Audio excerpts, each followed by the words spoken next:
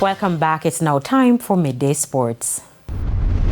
Assistant coach for the U17 Reggae Boyz, Carlton Simmons, says the team was hard done by the result as they went down 2-1 to El Salvador in the third and final game of the CONCACAF Under-17 Qualifiers in Guatemala. Needing only a point and leading Group H, the young Jamaicans were unable to get a favorable result. After arriving on the island last night, Simmons expressed his disappointment. For the nation, yes, but more so for the boys because they deserve it. They worked hard.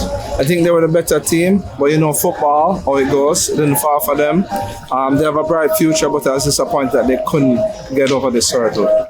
Meanwhile, President of the Jamaica Football Federation, Michael Ricketts, stated that they will immediately start preparations as there has been a change to the Under-17 World Cup cycle. The show goes on, you just have to recalibrate, reorganize and start for next year because the Under-17 World Cup now is every year. So having our discussions with the coaches means we're intent on getting there next time around.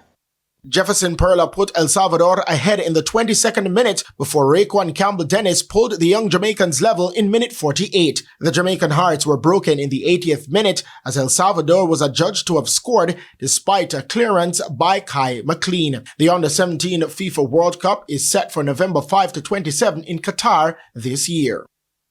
League leaders Mount Pleasant could stretch their lead to 7 points atop the table when they face Humber Line in a doubleheader at the Montego Bay Sports Complex as action continues in the Ray and Nephew Jamaica Premier League today. Humber Line are searching for their first win since January 19. That match kicks off at 5 p.m. In the 7:45 p.m. game, it will be the first match since Montego Bay United and Rodolfo Zapata parted ways when they tackled Tivoli Gardens. Mobay United are third on 45 points, while Tivoli Gardens are 8th on 28 points.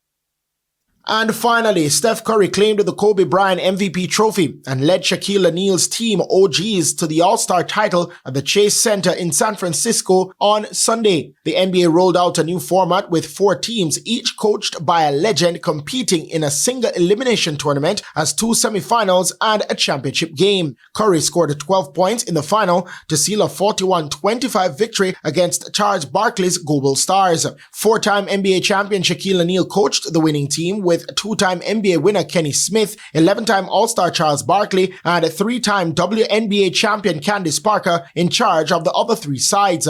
Curry ended the competition with 20 points in total, having scored 8 points in the 42-35 semifinal win against Candace's Rising Stars. The Golden State Warriors point guard is the 15th player in NBA history to win the All-Star MVP on more than one occasion. I'm Christopher Scott, and that is your Midday Sports Report. Thank you, Christopher. And that's the Midday News. I'm Carrie-Ann Simpson. Join us at 7 for Primetime News. On behalf of the news, sports and production teams, good afternoon.